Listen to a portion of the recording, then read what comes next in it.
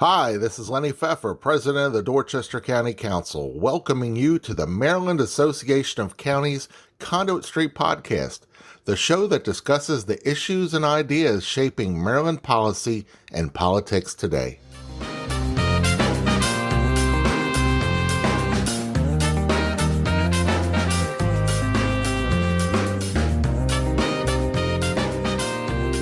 Welcome to the Conduit Street podcast. This is Michael Sanderson from the Maryland Association of Counties. Happy to take the saddle once again as your host. And I'm privileged to be joined by one of our policy team members, Sarah Sample, my colleague at MACo. Sarah, welcome. Hey, boss. How's it going? This is all good. Well, Sarah, wanted you on an episode because we've kind of teased this a little bit over the last couple of weeks with our episodes since the wrap up of the 90-day legislative session. I know you and our colleague Dominic Butchko did sort of a quick rundown of your portfolio areas and what happened during the legislative session. And that's always sort of first order of business, is that sort of top level sort of thing. Last week, Kevin Canale and I spent some time doing the fiscal and budget sort of stuff. And this year in particular, it was tough to talk about budget and fiscal issues without at least making reference to education. That's a big driver in the state budget. It's a big spending priority for the state, and it's at least adjacent to those conversations. We wanted to sort of put a pin in that and say, let's do a whole episode digging into education. You're our lead on that sort of stuff, so I'm happy to have you join an episode, and let's dig in on education stuff. Sound good? Yeah, definitely. And I'll agree. When Dom and I were doing that podcast a couple weeks ago, I feel like my head was spinning at the end of it because we were just going so fast through like all these different things. And I'm like, but we said all this stuff, but there's like all this other stuff today. So it's good to break it up as we get a little bit more time. Right. Yeah, I don't know. I don't know what the right analogy is for folks like you who are on the front lines doing policy work. Obviously, I mean, you're actually more engaged on this day to day during the legislative session than I am.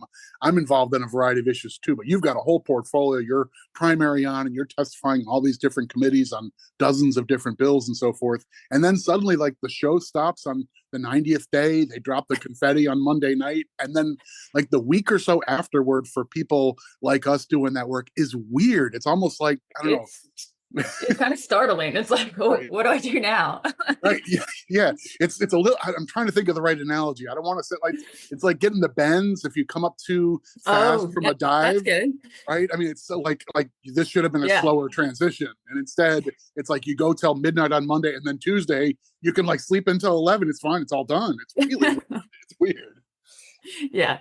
Right, I think the bends is a pretty good example. Yeah. All right. So how shall we try and lead our listeners through a conversation of education stuff from this legislative session? There's a lot to cover. How do you want to get to it? Yeah, I mean, I think sort of like setting the tone on sort of what the temperament was around education with all the different stakeholders, and then really talk a little bit about sort of what the MACo lens and perspective is, and then dive in a little bit more on some of the things that we sort of zoomed in on during session and what the outcomes of those bill were. I'm with you that sometimes the right things to recite afterward is just sort of let's go through the four bills and what they do. And sometimes it's just that simple litany. But I think you're right. Sort of a vibe check was a meaningful part of this session. We're a few years into the decade-long rollout of the blueprint, and the state's in a bit of a fiscal crunch, as if for folks who may not have heard about that. There's a number of things all pointing in the direction of the way the conversation around education was going to go was a bit of an unknown on its own, in December, January. So I think that idea of let's talk temperament as well as substance. And then, like, this is the MACo podcast. We talk about county issues, and like we have a weird place in education. We don't really run programs and so forth. We don't run the programs in the school. We're not the ones who build out the gifted and talented offerings, that sort of thing. That's the school systems, the school boards and administration and so forth.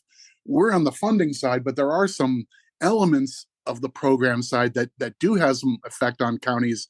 I'm thinking of career counseling and career readiness as part of the blueprint, right? So that's worth getting into as well.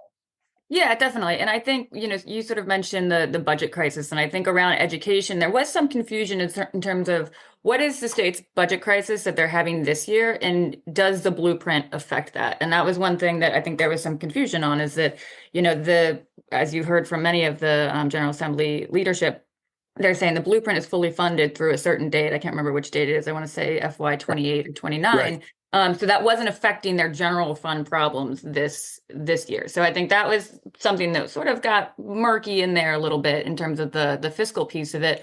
But I think in terms of like policy, coming into session, there was a lot of curiosity, I would say, from education stakeholders as far as whether anything would get adjusted either in that bigger budget outlook or just based on how implementation is going. Because we're now 3 years into implementation of this big education reform plan.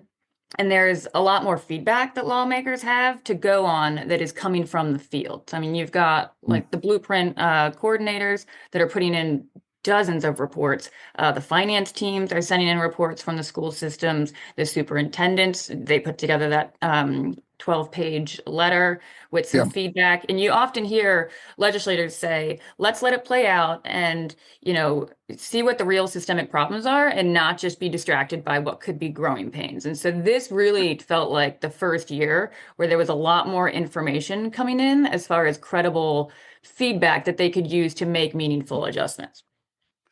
I think that's well put. A pretty good thumbnail on how we came into this session. On the fiscal side, I think regular Conduit Street listeners are aware of this, but it's surprising how many people are still kind of mystified. How can you have the blueprint program not really be a centerpiece of the discussion of this year's budget shortfall? Yeah. And you made that allusion, but the state, by constitutional amendment and the will of the voters, has been putting a lot of money aside into an education trust fund to basically prepay some of the costs of this new education initiative. All that money has to go for new education programs.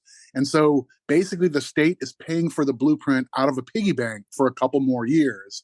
So if you were to tinker with the whole plan in a dollars and cents way, the net effect of that would not be cash this year. It would be, when is the date that the piggy bank runs out of money and we need to start paying cash in the current year to pay for blueprint stuff. But that's basically an FY28 issue, not an FY26 issue. And that's the order of the day. Yeah. So, yeah. Okay. So, yeah. And I guess as far as like the MACo perspective, I mean, you sort of touched on it already. But when it comes to the legislation that we're weighing in on, it's typically, big fiscal, big operational impact generally. And particularly when it comes to the schools you mentioned, we fund, we do not operate. So we don't have our hands on those bells and whistles every day.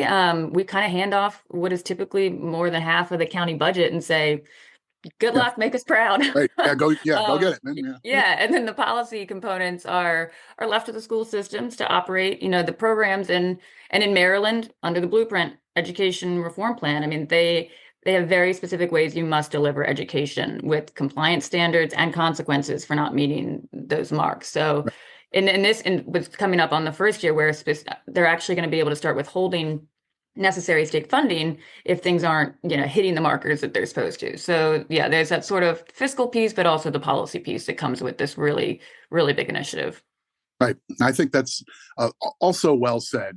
It's a feature, not a bug, of the Maryland structure that we have a variety of independent units that serve countywide, get their funding through the central county budget process. But then, our library systems, our community colleges, and our K through 12 school systems they all have their own governance and oversight. The funding is centralized through the county, but the management and policy decisions are deliberately put in the hands of the folks who are experts in those areas. So experts on the ground. Yep. Right. Yep. Yeah. So that's a Maryland policy decision writ large that we've had for decades and decades. That's not really on the table at the moment, but it's part of the reason why we tend to focus on dollars rather than some of the other mechanics that are interesting and important in education. They're just not county government issues. So yeah. All right. So let's get into that sort of December into January timeframe. We're getting geared up for the beginning of a legislative session. The governor needs to introduce a budget. We know it's going to have big challenges. and everybody expects that education may be part of the broader discussion for the 25 sessions. So I'll put that ball on the tee for you. Yeah. Let's hit one down the fairway. Yeah, so I mean, what we saw originally were there were two large blueprint bills that we watched very closely that came in early on, and we knew were going to be coming in. And there was one smaller one that we started to watch that we can talk about later, which is that career counseling one. But those we really were watching the governor's collaborative time bill, also called the Excellence in Maryland Schools bill, and then we were watching the superintendent's bill, which was another, trying to adjust certain mechanisms of the blueprint, not as much focused on funding, more focused on policy. But those were the two main things that we were just trying to keep an eye on and see what was going to happen with them. But I would say, as far as how it all played out, the major blueprint bill that did ultimately end up passing is the governor's bill, that Excellence in Maryland Schools one, which was it was House Bill 504, Senate Bill 429, and so that's one I think we should probably focus on in terms of unpacking. Right, and the governor kind of started this conversation. I mean, I look back, selfishly look back at the MACo conferences. He came to our event in the summer and said, we're going to have a challenge ahead of us fiscally, and everything needs to be on the table. And he used an analogy of everybody loves Social Security, but it didn't just pass and never got touched. It got refined and improved many times over the years. He made allusions to the blueprint maybe needing some refinements. He came to the MACo event in December and made introductions. He came in and swore in our new leadership and officers and so forth. But he made some broad comments about this issue with collaborative time in particular being an area where he thought a refinement made some sense. So give us the quick version on collaborative time as a concept in the blueprint and what was on the table to do with it for this year. Yeah, well, and I think I would even go back to like the summer conference from before that, just to sort of like continue adding to this like foreshadowing that we're hearing is, I think he'd had a quote. It was a brilliant quote. It was, he wanted to be strict on values, but flexible on strategies. And I think you sort of heard that continue to come through this year leading into session. And I think in the bill that they proposed. So, so what did they propose? They proposed a 4-year pause on the implementation of this collaborative time policy and the funding that had to follow it. And then they also had proposed flat funding the community schools for 2 years, I think it was. And so there were some savings to be realized in that sort of original structure. And it was about $700 million.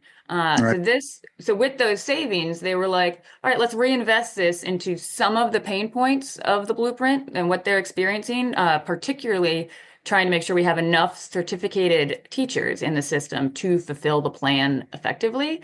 So that's where you saw there's dozens of additional pages in that bill with just outlining reinvestment strategies like teacher recruitment, teacher retention, professional development, the interstate compact, all kinds of things. And then there were also some more policy specific things that had to do with adding a little bit more process and flexibility for how the community schools are run in terms of the shared responsibilities between the school systems and the community schools.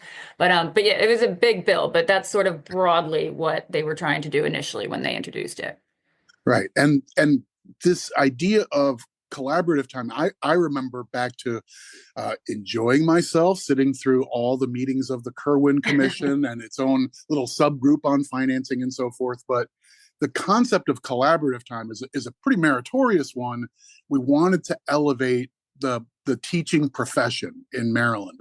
And a big thrust of the Kerwin plan that became the blueprint was we want to attract our brightest high school juniors and college sophomores to be thinking about a career as an educator in the way they think about being an engineer or going to work in, all going to go work on Wall Street in finance or whatever. This should be a prestigious outcome.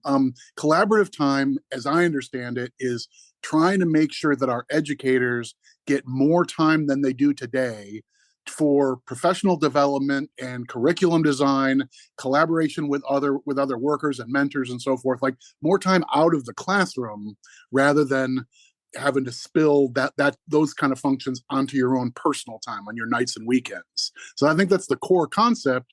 But when the governor spoke about it in December, I thought he made a cogent argument that we're having trouble filling the teacher jobs we have today.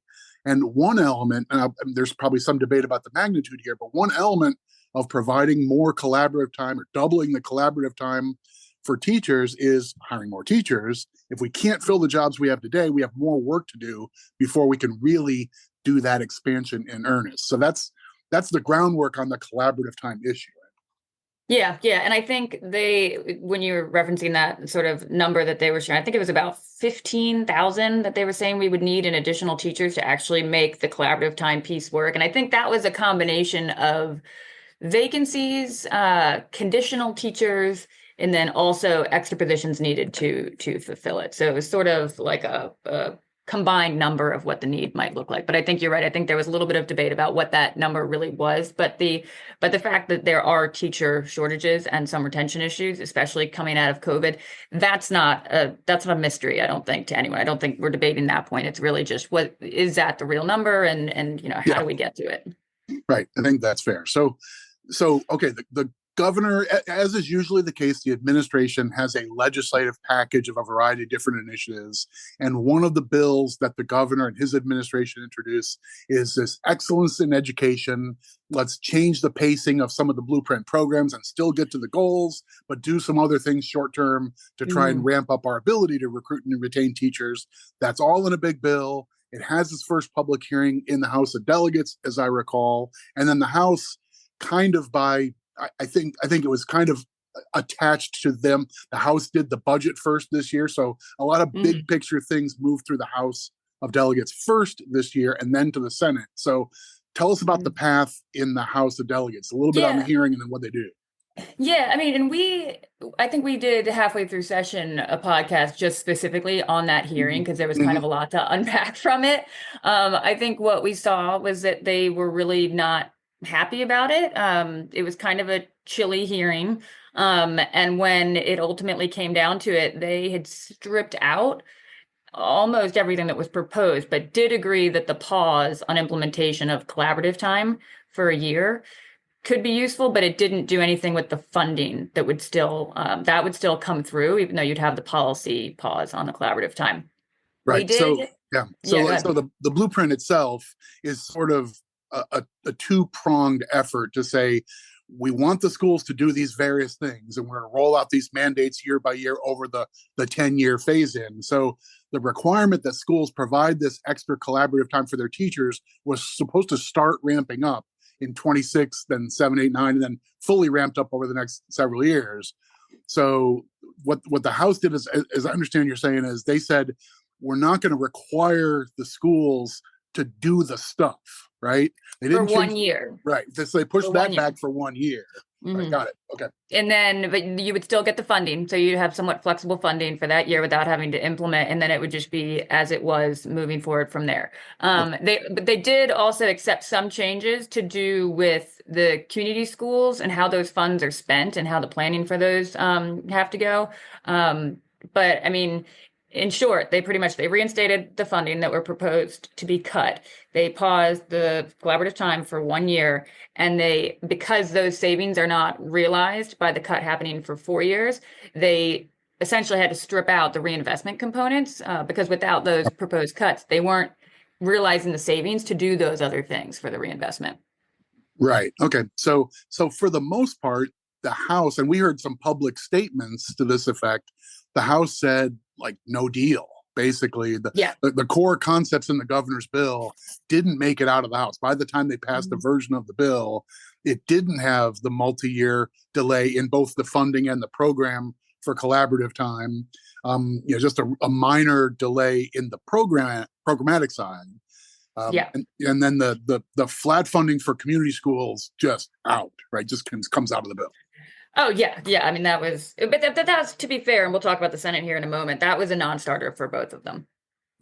Right. So we're seeing some ideological signs there. And I think, we went deep into this, several days after the public hearing on this bill when we did a podcast episode in the middle of session. But as I recall, that hearing in the House in particular made me feel like, okay, like it's when your GPS suddenly tells you we're calculating a new route here.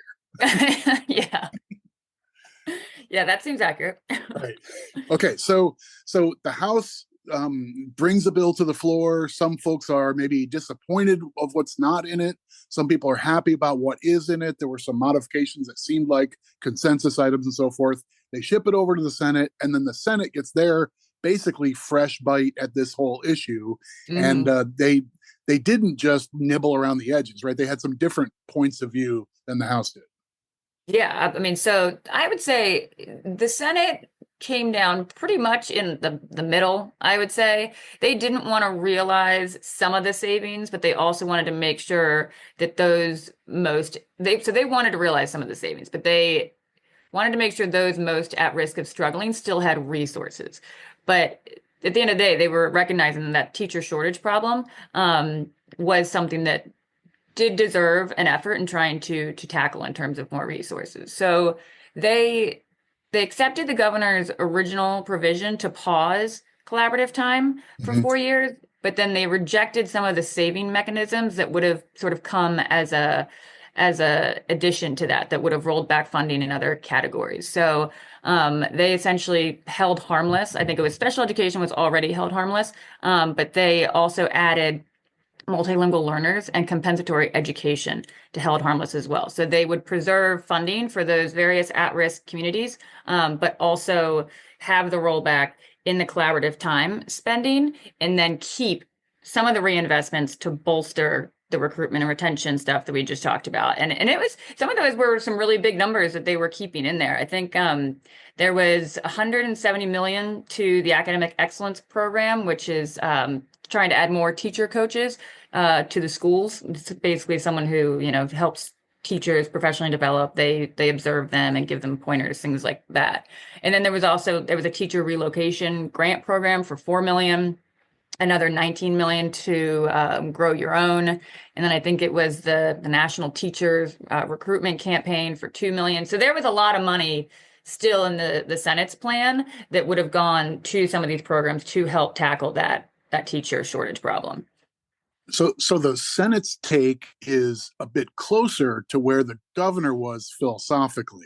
They bought in that at its core, we might be right to say the collaborative time on the current schedule is premature. We could slow that down, but they wanted to limit the ripple effects on programs for special classes of students who get sort of extra funding through the blueprint. So the arithmetic works that way. They wanted to slow down the policy, but the funding, they didn't want it to affect the sort of secondary funding tranches. So exactly. But philosophically closer to the governor than the House had been, and that sets things up for an interesting process to resolve this. I mean, for folks who are new to the legislative process, if the House and Senate pass different versions of a bill, you usually need to go through some process to resolve that. The most straightforward is you send it to a conference committee where a few senators and a few delegates work out the differences. They have one final version, and it goes right to the floor of the Senate or House for a final vote on that unamended version. It has to be the identical bill passing both chambers to be signed into law. So they needed to find a middle ground. Where did they end up? The House basically says no way. The Senate says yes, kinda. Where do we end up? Yeah, so right. So the Senate, they did their thing. They shipped it back to the House. The House was like, no, which was expected. So they went to the conference committee that you just described. So as far as the big piece, the collaborative time piece, the outcome was pretty middle of the road, I would say. They agreed to and passed a 3-year pause on the implementation of the collaborative time policy. But as far as the funding, they agreed to fund it as planned for FY26, since counties and schools are currently in the home stretch of the budget process for the next fiscal year. So they were really conscious not to upset that process, which I think is good. But the funding pause will actually kick in starting for FY27 and 28. And then the increases for collaborative time will pick back up in FY29 along with the implementation requirement. So in short, it's basically a policy pause for 3 years. You get the funding for FY26 and then a pause on the funding and policy for 27 and 28, and then back on track FY29. Right. Okay.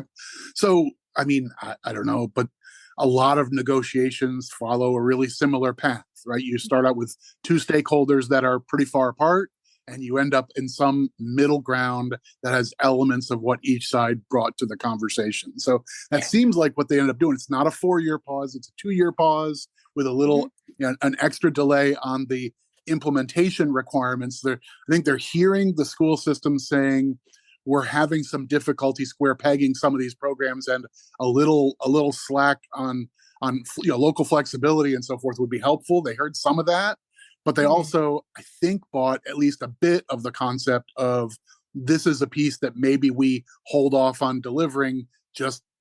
Motivated by it's already trouble trying to hire all the teacher spots that we have today, right? So yeah. Okay, so this bill you mentioned, this ended up being really the centerpiece bill for most of what happened in education, and that happens fairly often in Annapolis. You might have 8 or 10 or 15 different individual bills introduced, and sometimes it turns into one omnibus. It's not quite like Congress where everything's on the table, but within a single subject, the idea of funding and advancing and investing in education and what are the guidelines for spending the money and all that kind of stuff. All that stuff is under the one umbrella of the blueprint. It's a single subject for Maryland law purposes. What else ended up in this big bill, House Bill 504, the administration bill that starts out as the Excellence in Education Act, turns into kind of a toboggan for a bunch of things? Yeah, I mean, that's because, like I was saying before, there were two sort of omnibus bills. One was the superintendent's and one was the governor's. And it's sort of like you've got two horses in the race and sort of you want to get your things or get all the things on one of them. But yeah, so as far as what other things got added, I mean, there's a lot. I talked mainly about the funding pieces, but there's a lot in there with community school processes and some definition changes. But in terms of like the reinvestments they were planning to do that have a lot of policy components with them, the grow your own funding, that 19 million that was proposed, that did go ahead and get included. And then there were some new sort of processes that got added there to make it, I think, a little bit more flexible to get individuals through the grow your own program. But things like that I had mentioned, like the National Teacher Recruitment Campaign, the Academic Excellence Program, which is more teacher coaches, and that teacher relocation grant programs, they're all authorized, but like MSD has to kind of figure out how to fund those. And I'm told that there's a semblance of a plan that we might hear more about during the interim as far as what does get off the ground in terms of those other sort of recruitment and retention policies that are still in this bill. So we'll see on that. But one other policy thing, there was a standalone bill that I had mentioned before that we were supportive of and we're hoping would pass was a career counseling bill that came from Delegate Robertson. So we had talked about this pretty extensively. This was House Bill 772. And it was very much helped along by Senator Rosapep as well. And this was continuing the required funding from the school systems to the workforce development boards for the implementation of middle and high school career counseling. So that program, which was a separate standalone bill they were trying to get it continued and getting the funding to continue with it, that got rolled into this and had a few things added to it. So they're gonna continue getting funding from the schools through FY28. But the other thing that they added is that there has to be some when you see this part of the bill, it's pretty extensive reporting requirements to basically check and see if the career counseling programs are working as intended. And I think this is important because the outcome of the blueprint, it's incredibly consequential to county governments and that return on investment for taxpayer dollars, because this career counseling piece really can move the needle on capacity and longevity for like a robust local workforce, many of which we would want to go into civic work. So yeah, that was definitely a piece that we were happy to see get included in there. Yeah, for sure. I think the Kirwan Commission and ultimately the Maryland Blueprint deserve recognition for giving a great deal of emphasis and weight on career and technical education as an important offering for a lot of kids. And throughout the process, like it's kind of easy to talk about how many kids are doing great on the tests and how many of them get into these prestigious college admissions. The like, list of right. colleges. Yeah. So like everybody's really familiar with that framing of a successful school is the one that's launching lots of kids into college, into great academic pursuits beyond 12th grade. But we know that there's lots of kids who may have a skill set that says, like, we need welders, we need people with technical skills and cybersecurity skills and work in service industry or in healthcare and so forth. Like, there's a variety of areas that may not require a 4-year college degree, but they're central and essential for our economy and for our communities and so forth. Making sure kids who are on that track are being well served while they're in 11th and 12th grade was a pretty big emphasis of the blueprint. And taking that stuff seriously is, I'm going to use the same thing. This is a feature, not a bug. This is a very deliberate Maryland decision to go in on this heavy. Yeah, and it's not just that those roles are necessary. It's that some kids would rather do that. For sure. And it's meeting them where they are when it comes to that. Right. Okay, so we end up with a big bill, and we will put links in the show notes to that bill in particular. If you're one of our loyal listeners and you just didn't get quite enough detail, like, pour yourself a cup of tea and curl up, and you're going to want to read this, whatever it ends up being, a 78-page monstrosity with all the bolded letters and underlines and brackets and strike throughs and so forth. Like, it'll be great. Lots of strike through. Yeah, a lot of strike throughs. Right. So you'll have a great time there. So like maybe one takeaway from that whole debate was, I felt like there was a possibility that almost nothing would happen. From what we were hearing back in January, it felt like maybe the General Assembly would just say, this isn't cash for this year. We don't need to touch it for this year's budget problem. Let's not even get into it. And then it evolved into, we find a middle ground. We'll tinker with some things. We'll try and refine and improve a few things. And we'll touch up some specific items like the career counseling and so forth. So a consequential bill passes, doesn't have everything for everyone. And I know you made mention the superintendents came to the legislative session with a pretty exhaustive list of things that they were seeking as refinements or changes and more flexibility. A lot of that showed up in legislation from this year. What do they come away without that might have made it this year, but for things getting complicated? Yeah, I mean, I think there were a number of things. It was House Bill 1245, I think it was. The Senate bill number is escaping me, but there were a number of things in that bill that were really just policy specific and trying to just remove some barriers and ease some challenges that they've been experiencing. And they had, I mean, that 30 point letter like really had a lot of explanation that they were sharing in some of their testimony. I wouldn't say that a lot of it got included in this bill, but I think it definitely furthered the conversation. But I would say some things that we focused on from what they shared with us were things that really were consequences of one size fits all sort of approaches to things. And so one of the things that they were asking for was trying to have a provision for small schools. I think it was schools under 350 students or less that could get a waiver for how the funding has to follow students to their schools in that very strict sort of 75-25 split, because there's concern that number for students that don't have a lot of special needs or special populations, that base number to educate just a student without those things might not be sufficient for running an entire school of, say, those types of students. And so a waiver to give a little bit more funding in those settings to make sure those schools are running appropriately, even though they don't have all the exact categories of need, was a waiver request that they were looking to get, because those schools what we've been seeing tend to be underfunded in terms of the operations that they need for it.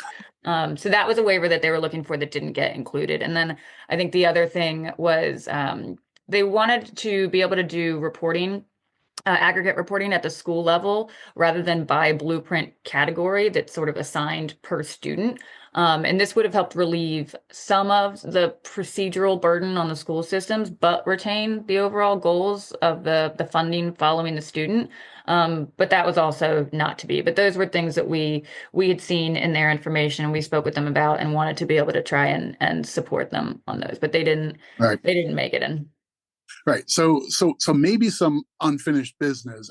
I don't think these were meritless asks from the Oh, school no. systems, right? So they made a pretty good case that we're having some difficulty on the ground and we need some latitude. That's that small school issue. Like I don't think you need to be an advanced thinker to understand that the idea of a school with 130 kids might not have all the same scale issues as a school with 800 or 1,400 kids. It's just like it could be different. Some of the math doesn't work at the extremes. So maybe some more to tend to on that front. But that maybe leads me past the legislative session and into what's happening now on the sort of policy calendar for the state of Maryland and virtually everywhere. We go through the legislative session and the state needs to do its budget. We've talked about the budget and fiscal stuff. Now we've talked about the big thrust on education policy and funding from the legislative session. Legislators go home, and the springtime is when the county governments need to get work and set forth their budgets and fund their priorities, including how much can they commit to the public schools. That's typically, half or so of the county budget is supporting K through 12 education in the public schools.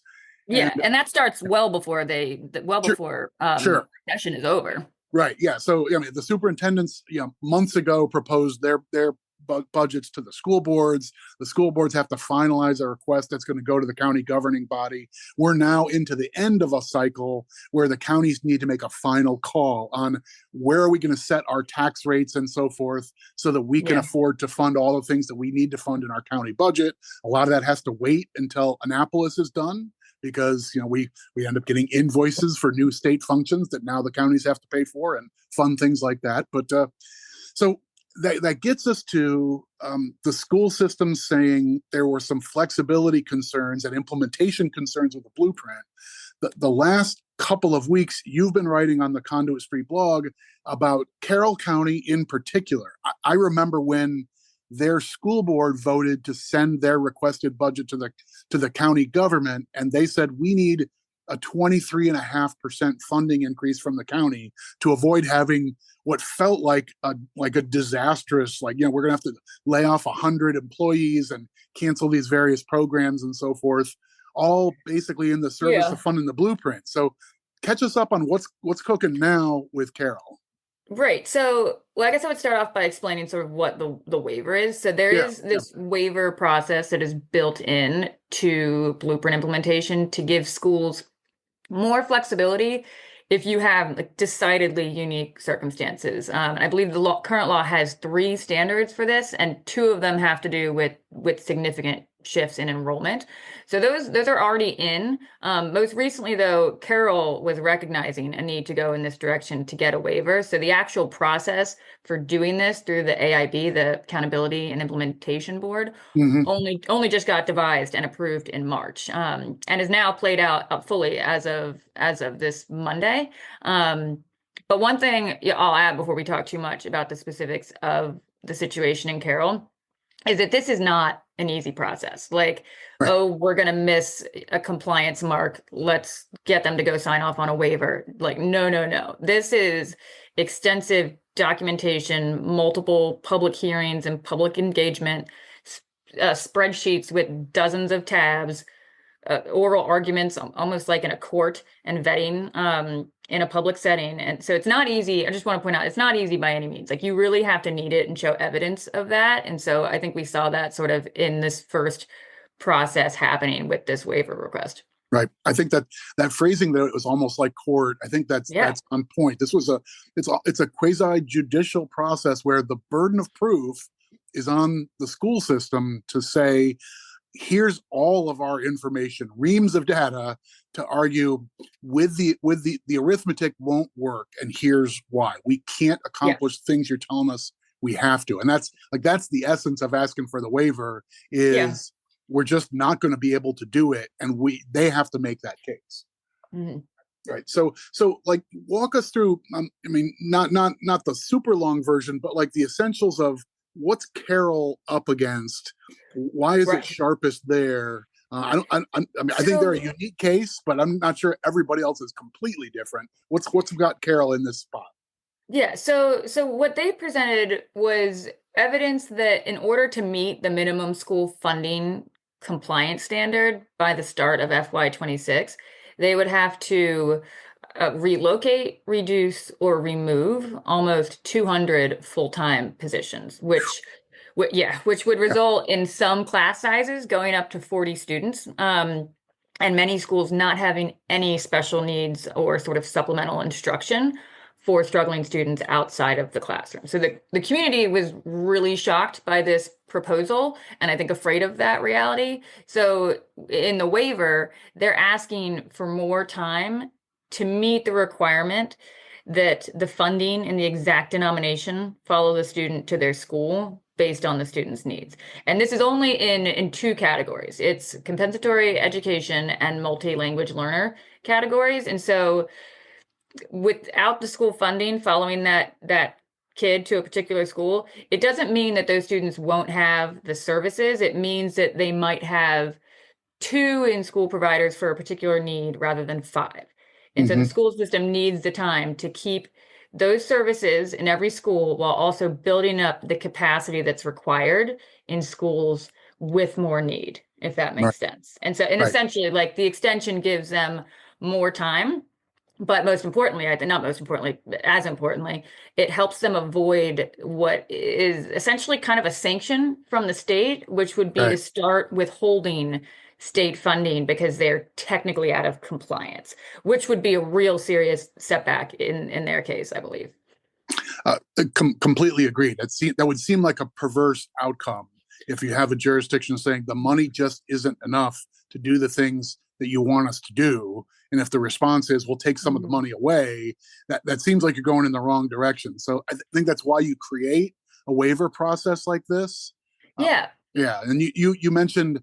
I mean, part of this is around the compensatory education program. This is targeted money, extra funds for students who come from families of limited means. And there's a lot Mm. of academic evidence suggesting these kids are going to be harder to teach and harder to reach. And you may Mhm. need some extra instruction. You may need, instead of just having a study hall period, you may need to have, extra academic counseling or other things to help those kids along and help them succeed. So that's another core principle of the blueprint.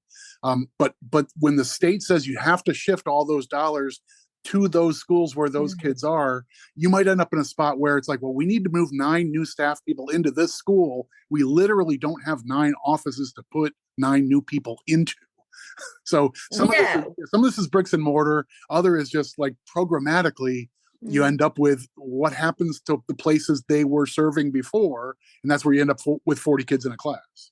Yeah, and I'd say the compensatory education piece of this is really something that was very unique in Carroll in terms of increases that they saw. And so when the AIB was listening to sort of and going through their documentation and asking them some questions, you could definitely tell they were very curious and they were really focused on why you had to sort of shortchange these other students without the higher needs in order to provide required services to certain at-risk populations. And I think they were initially really skeptical about that. And that is where some of the history around the current state of Carroll's school system came into play.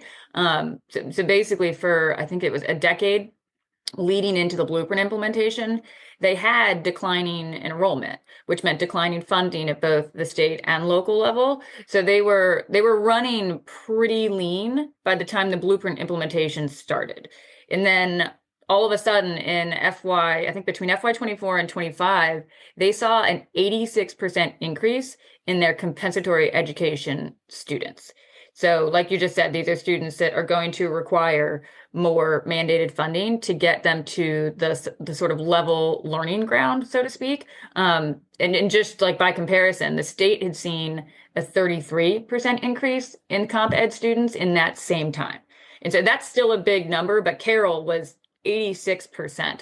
So essentially they had to pool resources from one school for another, but because they were already running so lean, that essentially in some situations meant you were dissolving those services in other schools and moving teachers as well.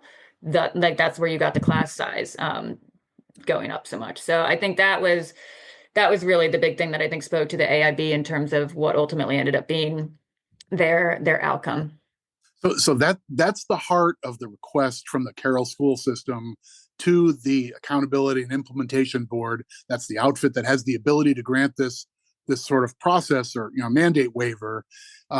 They got lots of questions at this hearing, right? You mentioned it as like it's kind of like a court proceeding, but lots of questions, a lot of digging in. This wasn't a here's 30 slides and there's no questions. This was a lot of back and forth, right? Yeah, and including part of the implementation of the blueprint includes consultants that are provided by the AIB to the schools to sort of help them get moving forward and progressing and working through things that are challenges for them.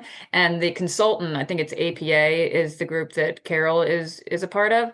They were on the call as well and answering questions and sort of reiterating some of the things that the school system was seeing and talking about. So you sort of had this third party consultant that was also there speaking to some of the challenges. All right. So anyway, they go through this process. This is the first time that this waiver process has been used. It's the first jurisdiction. Like these numbers from Carroll are one of a kind. An 86% increase in special category students is off the charts. Even while there's an unexpected increase in those numbers, their number was crazy large. So they're maybe the tip of this debate. What does the AIB end up doing? They issue their findings early this week, and they come up with yes, they agree, right? Yeah, I mean, so they agreed unanimously when they took the vote. And they were like, this situation is unique and serious, and it will disrupt the learning environment broadly across the district. So they have the waiver now until FY28. But I would say they didn't do it lightly. I mean, they added these additional stipulations to maintain accountability throughout the waiver window. Some of those things were like they have to code compensatory education and multi-language learner funding at the school level by, I think it's either January or February of next year. And then if they want to change any of their compliance plan for that window, they've got to get prior approval. They've got to submit, I think it's FY27 and FY28 budgets to the county government in advance of, I think, what their normal timeline is. And there were like two other, additional monitoring as deemed necessary by the AIB, and then written updates every 6 months beginning in October.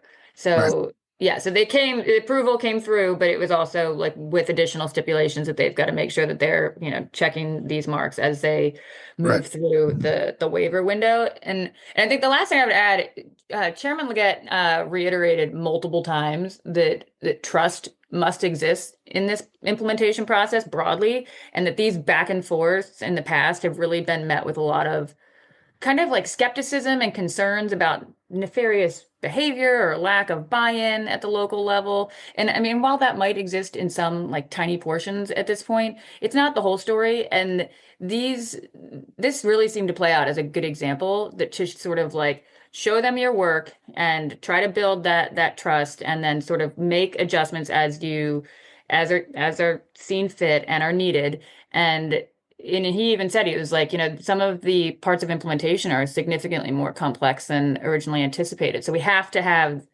trust in this process to be able to make these changes and help different jurisdictions continue moving forward. Because, like he said, one size doesn't fit all. Right. I think that is the takeaway. So they get their waiver, but like an absolute expectation, go about this in good faith, and we're going to be watching. Yes. Right. So, yes. and that's, I think this is the Accountability and Implementation Board doing its job correctly. Like recognizing they've made a case that this is a mismatch right now. So you give them an extension, but you got to keep working toward the goals. Back to the governor's comment, we're not going to waver on where we want to get. It's just the means to get there may look different along the way. So, Yeah, especially in different jurisdictions that have different challenges and needs and right, resources and so on. right. So I can't help but also think about I wrote a piece on our blog about Dorchester County, a county in the middle of the Eastern Shore. If you know the Eastern Shore largely by driving through on the way to the beach. That's Cambridge is the county seat. That's where we have our winter conference for MACo. But you know this area. It's a beautiful part of Maryland. It's also a relatively low income jurisdiction. They don't get a lot of bang for their buck when they tax their residents. That's just how it goes sometimes in a relatively poor jurisdiction. But I sort of ran a tape on the blog of the challenges facing Dorchester County for their budget. And a big part of that was funding their schools. I don't think the math in Dorchester County it's not the same argument as Carroll. I think Carroll's is one of a kind, but their numbers really stack up. I mean, yeah. So Carroll's got some anomalous numbers, but Dorchester is sort of representative of the conundrum that the counties are in generally, I feel like. So like when we talk about this was a waiver for Carroll County. It wasn't, and now we'll open the door for 11 similarly situated jurisdictions. This was Carroll County made the case, they get an extension. But I don't think that's the end of the discussion of how do we implement this big, ambitious program at the state and county level. Counties still have a lot of lifting to do. Mm-hmm. Yeah, I mean, when you said that Dorchester had kind of gotten hit from multiple directions all at once. Yeah, I think that's basically true. They got sort of the worst of several different things that were on the table as fiscal issues this year.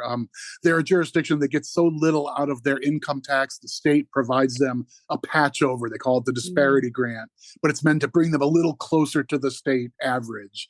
And there's like they were going to take a pretty big hit on their local income taxes as a result of the governor's initial plan on what to do with the state income tax and changing the standard deduction. There were a number of things that, in addition to them being a jurisdiction like everybody who is being faced with, we're going to invoice you for these state services and other stuff, they also had some peculiar issues to just poor jurisdictions or just in a couple of cases almost just Dorchester. So they had a really tough situation to face. I don't know. It's just it's some of it got a little better. Yeah, I mean, did it get better at all since February? Some of it got a bit better. The income tax effects aren't as sharp as they started out. So as a net, they come out a little better there. There were a few things that the General Assembly considered and then ultimately rejected, and that will help. They thought about shifting sort of a double hit on teacher pension costs. They only did one level of that.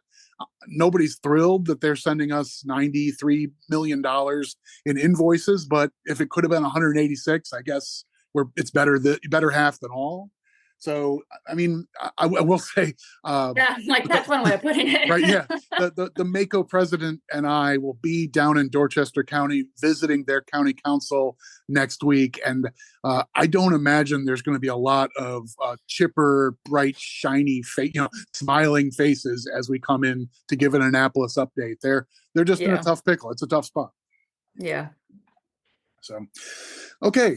So we kind of ran through the big education bill that passed and some of the things that got folded into it and how that debate played out as a matter of temperament and tenor and so forth. That's a big takeaway I wanted to get into. The later developments with Carroll County asking for receiving this limited waiver on implementing particular pieces of the blueprint. That's an interesting new data point, and we'll see how big of a deal that proves to be in years ahead. But we're only 3 or 4 years into a 10-year rollout of the blueprint plan to ask much more of our public schools and give much more to our public school students. So this story isn't going away as a matter of policy importance and as a matter of fiscal consequence. Even if it's a couple years down the road, this becomes a big money issue too. So We're not done. We're not. This isn't like end of story. We'll never talk about Blueprint again. No. It's just the latest chapter, and there's many more to write. That's what I was just gonna say. I'm like, God, like even like I feel like God, we've talked for like almost an hour, and like there's still so much we didn't cover. But it's probably more of a product of we talked too much. But yeah, there's still so much to get to. I think truth on every level of that. So I think probably let's look for a piece on the Conduit Street blog in the weeks ahead that sort of break down this career counseling element. I think that's probably worth doing some more exploration of. And generally speaking, education stuff remains hot. We'll be talking about it at the summer conference, and I'm sure at our winter conference. So it's on the minds of our counties through the budget cycle and all year round. Friends, thanks for joining once again for another episode of the Conduit Street podcast. If you like this podcast, and we know you do, go ahead and hit that 5-star review. It's just an invitation for other people to join in on what you're already enjoying and getting out of this. Make sure you follow MACo on all the social media. We're on Facebook and Twitter, X, I still call it Twitter. And you got to be following the Conduit Street blog. That's where Sarah and her colleagues are breaking down issues like this on the daily. With that, many thanks to our producer for this week, Virginia White. On behalf of Sarah Sample, this is MACo signing off. We will talk to you soon.